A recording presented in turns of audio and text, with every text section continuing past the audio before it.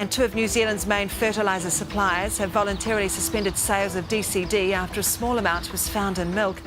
Fonterra detected traces of the chemical in the milk last September. It said the amount was minute. Now, the government and Fonterra are reassuring the public and our trading partners that there is nothing to fear from the discovery of this agricultural chemical in our milk. The CEO of Federated Farmers, Conor English, joins us now. Hi, Conor. Thanks for joining us. Good morning, Rachel. First of all, can you explain what DCD is and exactly why some farmers use it?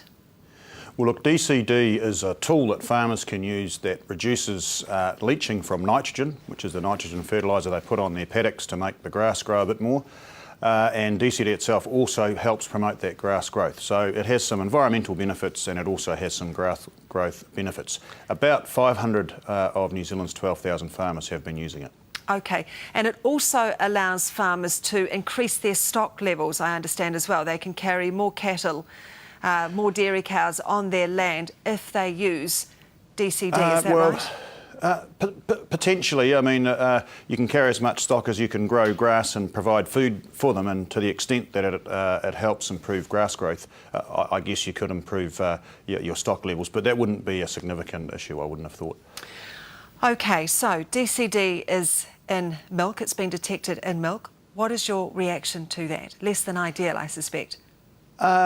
Look, it's. I think we've had a massive overreaction to it. Actually, it's been treated as a contaminant. Actually, it's just a residue, and we've got this sort of bizarre situation where just because there isn't an international standard, technically speaking, the government agencies have had to respond to this. So I think the outcome of this will be our reputation for food safety will actually be enhanced, because if we've responded the way that we have with this chemical, which is non-toxic, it's fully biodegradable, it's got no health harm effects unless you drink tons of the stuff, and we've taken this quite severe action.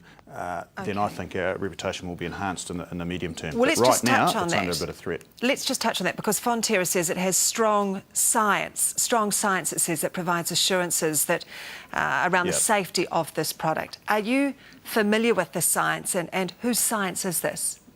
Look, I'm not familiar with it personally, but I do understand that before the product was launched back in about 2004, the fertiliser companies that were involved in that did do some extensive science testing. But what it does highlight is that, science takes time. And, sometimes a few years later things can emerge that we do need to be cognizant of.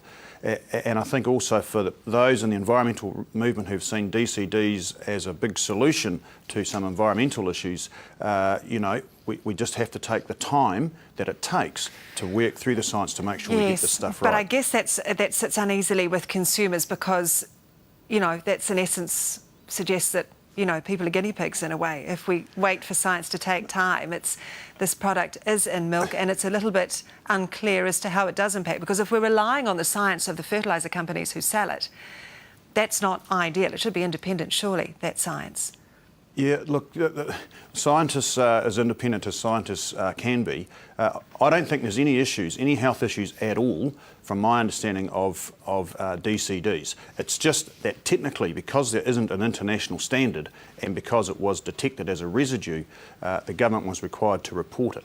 So if there was an international standard, it would be set at a level way higher than what the detections of the residues have been, and there wouldn't be an issue at all. So it's just more of a technicality here that we've sort of got ourselves into a bit of trouble with. OK, and you need to fix it, because this is a major industry that drives our economy. How are you going to do that publicly? Yeah, well, look, the Ministry for Primary Industries has been conducting tests. In the last couple of days, I understand there were some tests taken in Taiwan yesterday. There was no residues found except, I think, in one sample, and it was at 1/1500th of of some levels that are able to be detected. So it's in the margin of error. So I think the issue will just work its way through and it will blow over. But I think it is a lesson for New Zealanders how critical our food safety reputation is and the damage that it can do. So it's the number one advantage that we have as a nation when we export food is to have reliable, high reputation food safety issues. So anything that impinges on that, we've got to be very, very sensitive about. We have to leave it there. Conor English from Federated Farmers, appreciate your time this morning. Thank you.